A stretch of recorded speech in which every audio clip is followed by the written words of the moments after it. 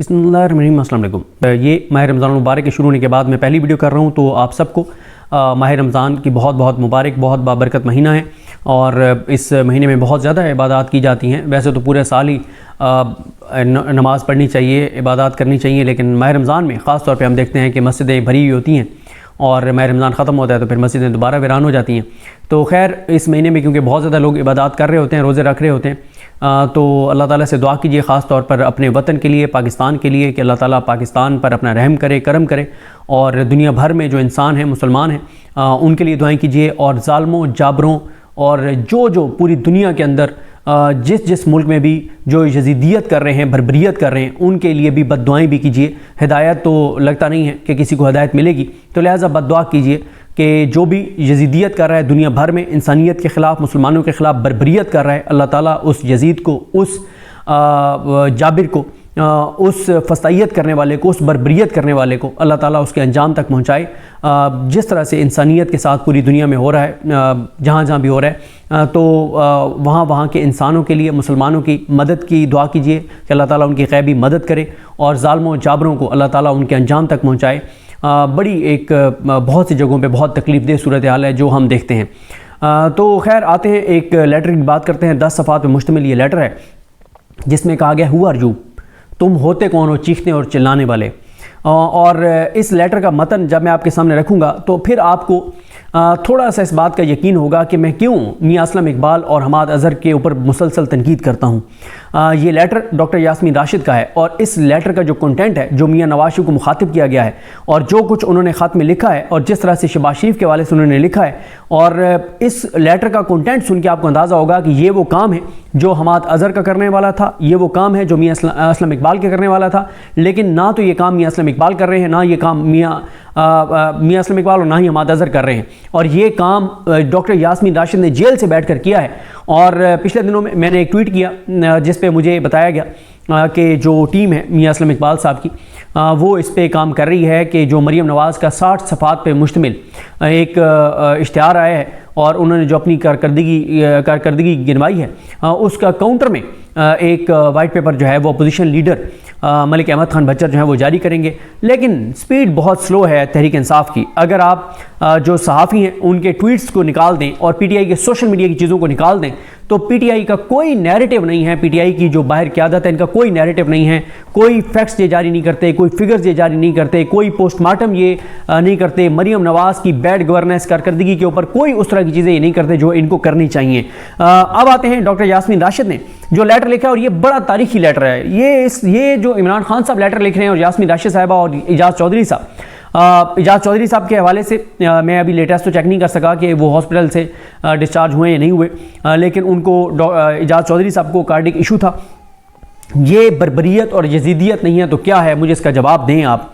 कि इजाज़ चौधरी साहब को कार्डिक इशू था, दिल का मसला था, वो उनकी एज भी ज़्यादा है और जिस तरह के जिन हालात में उनको रखा गया है, बर्बरियत जो उनके साथ की जा रही है, जो यजीदियत उनके साथ की जा रही है, तो उनको सरकारी हॉस्पिटल में ले जाया जाता था। इधर से कॉल होती थी, सरकारी हॉस्पिटल में डॉक्टर्स को कहा जाता था कि इनका प्रॉपर इलाज नहीं करना और इनको वापस जेल भेजे और इनको ज़्यादा देर नहीं रखना, और उनकी प्रॉपर ट्रीटमेंट नहीं की गई। जब इजाज़ चौधरी साहब की फैमिली ने बड़ी कोशिश करके कि एक बार उनका प्राइवेट हॉस्पिटल से उनका जो है वो किसी तरह से चेकअप हो जाए, जब एक बार इजाज़त मिली प्राइवेट हॉस्पिटल की, तो जैसे ही वो प्राइवेट हॉस्पिटल गए, हमीद लतीफ़ हॉस्पिटल, तो डॉक्टर्स ने कहा कि बड़ी देर कर दिया, इनको तो बहुत पहले इनका ट्रीटमेंट होना चाहिए। एंजियोग्राफी हुई, एंजियोप्लास्टी हुई उनकी, और उनका ट्रीटमेंट किया गया, फिर वो एडमिट भी थे।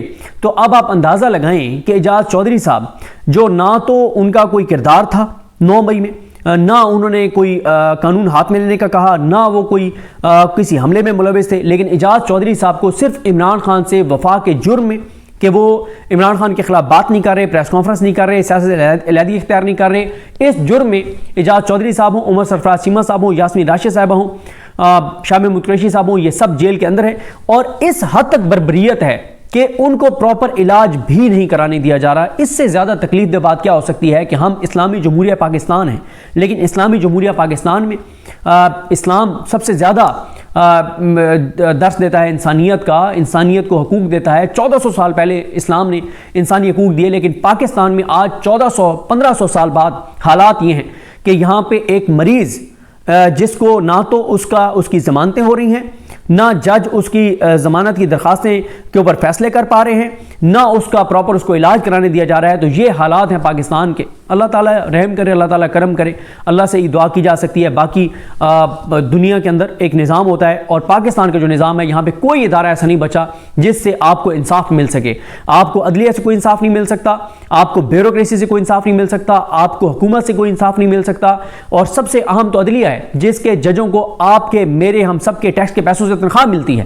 جسٹس ضیاء خان کو آپ کے میرے ہم سب کے تنخواہ کے ہمارے ٹیکس کے پیسوں سے، اور وہ جو مزدور کبھی کبھی آپ جائیں نا گلی میں کہیں سے گزرتے ہوئے، تو آپ کسی مزدور کو دیکھیں، وہ اتنا اونچا کھڑا ہو کے اور وہ دیوار تعمیر کر رہا ہوتا ہے، کنسٹرکشن کا کام کر رہا ہوتا ہے، کہ دیکھ کے خوف آتا ہے کہ یہ کیسے وہاں پہ کھڑا ہے۔ اگر خدا نہ خواستہ یہ تھوڑا سا بھی اس کا پاؤں سلپ ہوا، تھوڑا سا بھی اس کا بیلنس برقرار نہ رہا، تو یہ تو خدا نہ خواستہ گر جائے گا۔ مطلب اتنی رسک والی جگہ کے اوپر کھڑا ہو کے وہ اپنے بچوں کا پیٹ پالنے کے لیے مزدوری کر رہا ہوتا ہے۔ وہ مزدور جو وہاں پہ جان ہتھیلی پہ رکھ کے اور کنسٹرکشن میں کام کر رہا ہوتا ہے، وہ مزدور بھی جو خون پسینے سے جو وہ چیزیں خریدتا ہے اور اس پہ جو ٹیکس دیتا ہے، اس میں سے جسٹس ضیاء خان کو جو ہے وہ تنخواہ ملتی ہے، اور سپریم کورٹ کے ججوں کو تنخواہ ملتی ہے، ان آئینی بینچ کے ججوں کو تنخواہ ملتی ہے، جسٹس عالیہ نیلم کو تنخواہ ملتی ہے، اور ان ساروں کو تنخواہ ملتی ہے۔ اور حالات عدالتوں کے کیا ہیں وہ مجھے آپ کو بتانے کی ضرورت نہیں ہے۔ اور میں ایک چیز آپ کو بتا دوں، 2025 میں سب سے زیادہ قانون ہاتھ میں لینے کے واقعات ہوں گے جو کہ نہیں ہونے چاہیے۔ کیوں؟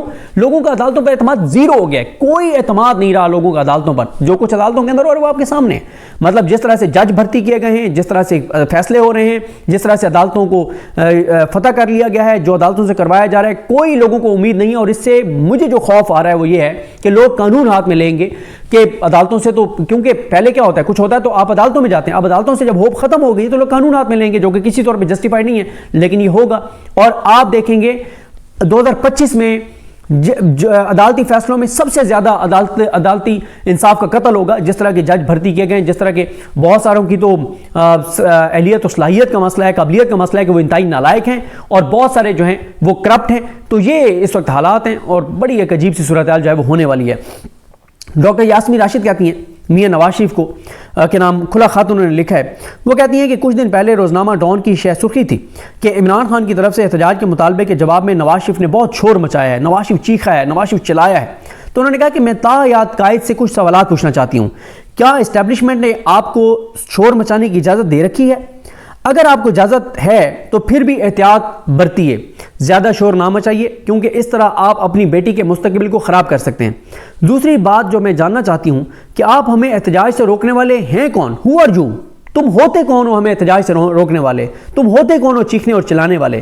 یہاں تک کہ آپ کی اسمبلی کی اپنی سیٹ بھی متنازع ہے۔ میں نے نتائج کو الیکشن ٹریبیونل میں چیلنج کیا ہوا ہے۔ ہمارا مینڈیٹ چرانا، پاکستان کے عوام کی مرضی کے خلاف حکومت قائم کرنا کتنا یہ دلچسپ ہے۔ آپ ہمیں احتجاج سے روکنا چاہتے ہیں، احتجاج کا حق ہمیں پاکستان کے آئین نے دیا ہے۔ دوسرا یہ کہ میں آپ کو معلومات دینا چاہتی ہوں جسے جاننا آپ کے لیے ضروری ہے، کیونکہ پنجاب کے عوام تو پہلے ہی اس کے بارے میں جانتے ہیں۔ آپ اپنی بیٹی کو مشورہ دینے کے لیے بہتر پوزیشن میں ہو سکتے ہیں۔ نمبر 1، یہ ابھی مریم نواز کے جو جھوٹے دعوے ہیں نا، اس پہ جو کام ڈاکٹر یاسمین راشد نے کیا ہے جیل سے بیٹھ کے، یہ کام تھا میاں اسلم اقبال کا اور حماد اظہر کا، جو کہ وہ نہیں کر رہے۔ پتہ نہیں کیوں نہیں کر رہے، پتہ نہیں کہاں پہ وہ لکھ کے دے چکے ہیں، کس کو وہ یقین دہانی کرا چکے ہیں میاں اسلم اقبال اور حماد اظہر کہ ہم مریم نواز کے خلاف کوئی بات نہیں کریں گے، پنجاب حکومت کے خلاف ہم کوئی بات نہیں کریں گے، کوئی پوسٹ مارٹم نہیں کریں گے، کوئی ان کی بیڈ گورننس پہ بات نہیں کریں گے، کوئی ان کی کرپشن اور لوٹ مار پہ سالڈ بات کوئی نہیں کریں گے۔ زمانی کلامی بات تو پورا پاکستان کر رہا ہے۔